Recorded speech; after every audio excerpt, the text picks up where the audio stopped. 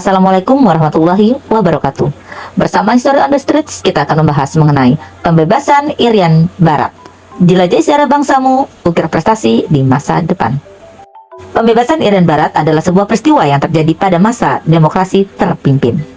Upaya pembebasan Irian Barat dari tangan Belanda telah lama dilakukan, dan upaya tersebut semakin meningkat pada masa demokrasi terpimpin. Pembebasan Irian Barat merupakan PR pemerintah Republik Indonesia setelah Konferensi Meja Bundar ditandatangani. Irian Barat merupakan bagian dari NKRI sejak Proklamasi Kemerdekaan 17 Agustus 1945.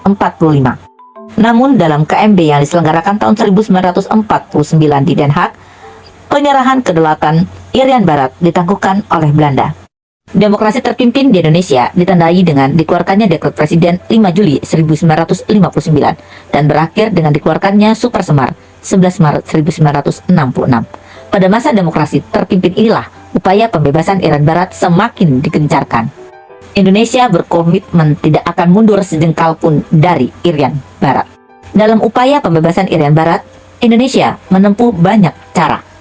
Di antaranya dengan diplomasi atau cara damai, melakukan perundingan bilateral. Perundingan bilateral ini dilakukan tahun 1950, 1952, dan 1954.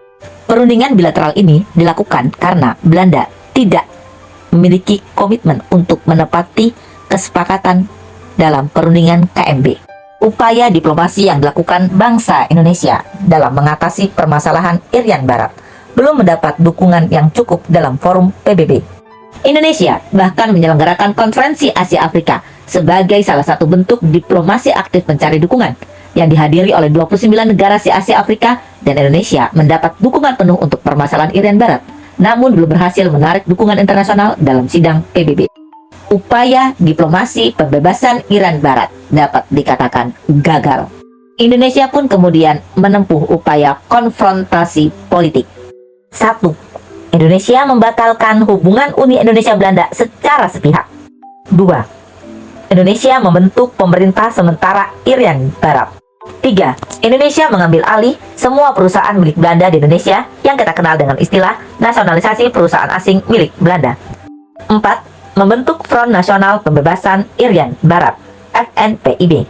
5. Indonesia memutuskan hubungan diplomatik dengan kerajaan Belanda. Selain melakukan konfrontasi politik, Indonesia juga melakukan konfrontasi ekonomi sebagai upaya pembebasan Irian Barat dengan melakukan 1. Pembatalan hutang Indonesia ke Belanda. 2. Melarang maskapai penerbangan Belanda beroperasi di Nusantara. 3. Memberhentikan semua perwakilan konsuler Belanda. 4. Mengambil alih kepemilikan perusahaan Belanda di Nusantara. 5. Memindahkan pasar komoditas Indonesia. Memutuskan hubungan diplomasi dengan kerajaan Belanda, termasuk menutup kantor perwakilan Belanda di Indonesia. Soekarno dalam pidatonya pada sidang umum PBB 30 September 1960 yang berjudul Membangun Dunia Kembali, Indonesia memperkeras sikapnya terhadap Belanda. Akhirnya, PBB membuka kembali permasalahan Irian Barat. Amerika Serikat menyatakan pendapat bahwa Belanda harus menyerahkan kedaulatan Irian Barat kepada Indonesia melalui PBB maksimal 2 tahun. Indonesia bersikap setuju, namun meminta waktu lebih singkat. Indonesia pun terpaksa menempuh upaya terakhir, yakni konfrontasi militer dalam upaya pembebasan Irian Barat. Untuk kepentingan itu, Presiden menugaskan kepada Abdul Haris Nasution untuk mencari bantuan senjata ke luar negeri kepada Blok Barat, terutama Amerika Serikat, dan Blok Timur, terutama Uni Soviet. Belanda melakukan protes ke PBB bahwa Indonesia akan melakukan agresi. Kemudian Belanda memperkuat kedudukannya di Irian Barat. Pada tanggal 19 Desember 1961, di kota Yogyakarta diselenggarakan rapat besar komando yang mengajak seluruh rakyat untuk terlibat langsung dalam konfrontasi militer perebutan Irian Barat yang dipimpin oleh Soekarno. Pada rapat besar di Yogyakarta 19 Desember 1961, Soekarno mengumumkan Trikora, Tri Komando Rakyat, kibarkan sang merah putih di Irian Barat. 2. Kibarkan sang merah putih di Irian Barat. 3. Bersiaplah untuk mobilisasi umum. Setelah pelaksanaan rapat besar di Yogyakarta 19 Desember 1961, Presiden mengeluarkan keputusan Presiden nomor 1 tahun 1962 tentang pembentukan Komando Mandala Pembebasan Irian Barat. Komando Mandala Pembebasan Irian Barat dipimpin oleh Letnan Jenderal Soeharto. Tahapan strategis yang dilakukan Soeharto adalah infiltrasi, eksploitasi, dan konsolidasi. Pada awalnya, Belanda menganggap enteng Komando Mandala, menganggap pasukan Indonesia tidak akan sanggup melakukan infiltrasi. Namun, ternyata infiltrasi yang dilakukan Indonesia di bawah Komando Soeharto berhasil. Belanda terpaksa bersedia melakukan perundingan dengan Indonesia terkait masalah Irian Barat di sebuah daerah yang bernama Teminabuan.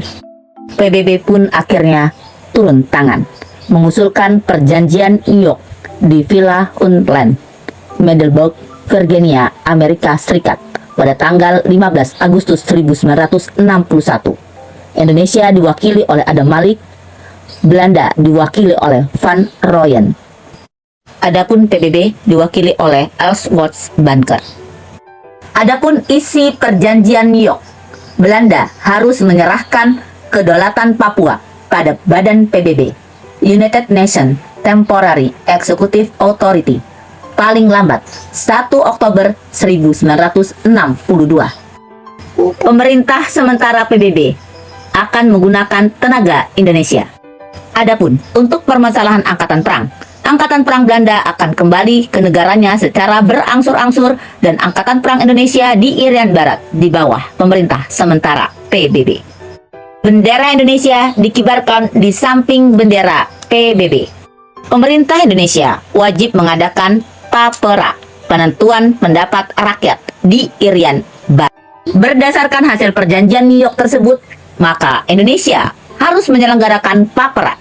Namun, karena gejolak politik yang ada di Indonesia akibat G30 SPKI, maka penyelenggaraannya baru bisa dilaksanakan pada tanggal 14 Juli sampai 4 Agustus 1969 pada masa Orde Baru yang menggantikan Orde Lama masa demokrasi terpimpin. Penentuan pendapat rakyat ini diatur oleh Brigjen Sarwo Edi S. dan diawasi oleh perwakilan PBB, Fernando Ortiz San. Kegiatan papera dilaksanakan di setiap kabupaten atau kota di Irian Barat dengan metode many man one vote. Pembebasan Irian Barat terjadi pada tanggal 19 November 1969, di mana Fernando Ortiz San dalam sidang PBB ke-24 menyatakan bahwa PBB menerima hasil penentuan pendapat rakyat di Irian Barat. Maka, pada tanggal 19 November 1969 itulah secara de facto dan de jure Irian Barat resmi menjadi bagian dari Indonesia. Terima kasih telah menyaksikan History on the Streets. Jelajah sejarah bangsamu, ukir prestasi di masa depan. Wassalamualaikum warahmatullahi wabarakatuh.